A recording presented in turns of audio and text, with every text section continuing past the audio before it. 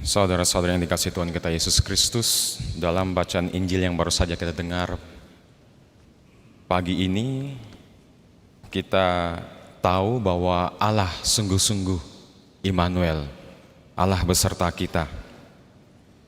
Kita ingat bagaimana Allah setelah menciptakan langit dan bumi dan alam semesta, Ia bukanlah Allah yang seperti raja, duduk di tahta, di istana yang megah, kemudian membiarkan kita makhluk ciptanya untuk berjalan sendiri. Allah kita bukan Allah yang seperti itu, tapi Allah kita mengajak kita untuk berjalan-jalan, berbincang-bincang di Taman Firdaus. Namun meskipun kita manusia menolak ajakan Allah ini, Adam dan Hawa jatuh dalam godaan, kemudian diusir dari Taman Firdaus, Allah kita tetap Immanuel beserta kita. Meskipun kita melanggar perintah Allah, Allah tetap mencari kita. Begitu besar kasih Bapa kepada dunia, sampai-sampai Ia rela memberikan putranya yang terkasih, supaya kita tidak mati, tapi hidup selamanya. Misi keselamatan datang lewat Allah Putra Yesus Kristus. Kita yang jatuh, diusir dari Taman Firdaus, Allah mencari kita untuk menyelamatkan kita, menarik kita kembali ke Taman Firdaus supaya bisa bahagia kekal bersamanya. Dan dalam bacaan Injil hari ini kita mendengar dalam amanat perpisahannya, perpisahan Yesus untuk sementara akan meninggalkan para murid, para rasul. Ada kegelisahan, tapi sekali lagi Allah kita adalah Immanuel beserta kita. Ia tidak meninggalkan para muridnya, kita semua sendiri.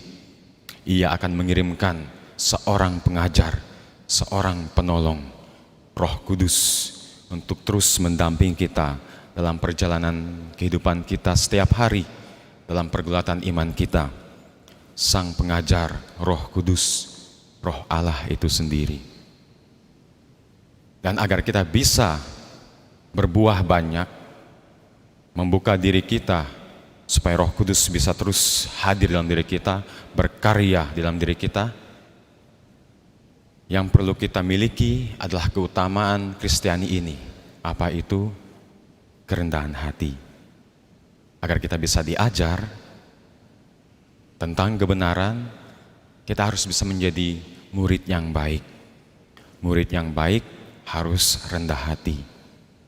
Kalau murid tersebut penuh dengan dirinya, kesombongan, tidak mau membuka dirinya, tidak mau membuka hatinya, bagaimana mungkin ia bisa diajari tentang pengetahuan, tentang sesuatu yang benar. Dan kita lihat dalam bacaan pertama, ini yang terjadi. Kesombongan, penuh akan diri sendiri, menutup karya Allah.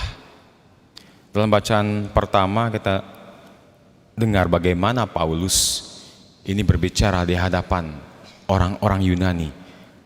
Berbicara tentang Yunani, kita langsung ingat Yunani, filsafat, rasionalitas, kemampuan berpikir. Dan dalam pewartaan khotbah Paulus, kita melihat bagaimana diskursus bahasa yang digunakan oleh Paulus adalah bahasa yang sungguh-sungguh filosofis. Kita lihat sepertinya Paulus siap untuk mewartakan Injil kepada orang-orang Yunani yang menggunakan kemampuan berpikir mereka, rasionalitas.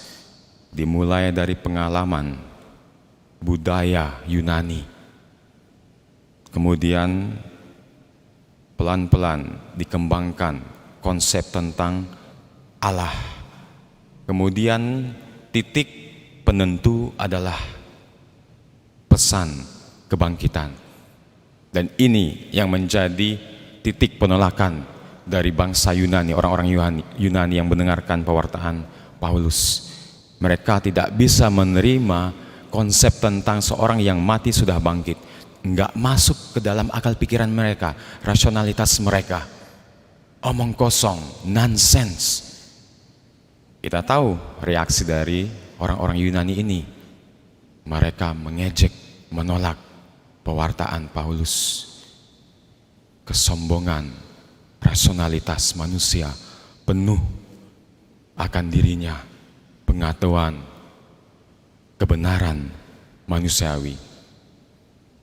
Tetapi kita lihat dalam bacaan Injil, para rasul. Siapa sih para rasul ini?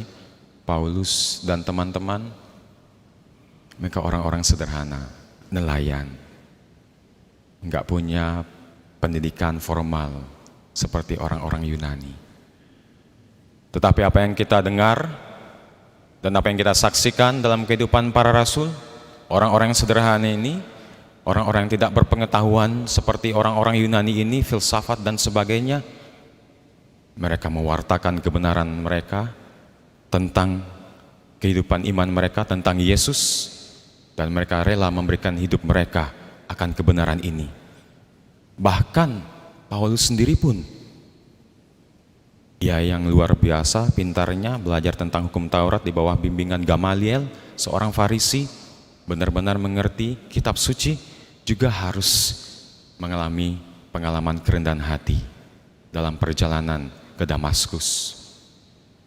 Kerendahan hati penting sekali sebagai pengikut Kristus agar Roh Kudus bisa benar-benar berkarya dalam kehidupan kita. Karena kerendahan hati seperti menjadikan kita layaknya tanah yang subur, supaya kita bisa mendapat buah-buah Roh Kudus, memberikan diri kita agar Roh Kudus bisa berkarya dalam kehidupan kita. Bahkan dalam pengalaman masa lalu kita, kepahitan hidup kita, Allah bisa bekerja. Ingat apa yang dikatakan oleh Santo Agustinus. Dengan kesombongan, malaikat jatuh menjadi iblis, Lucifer.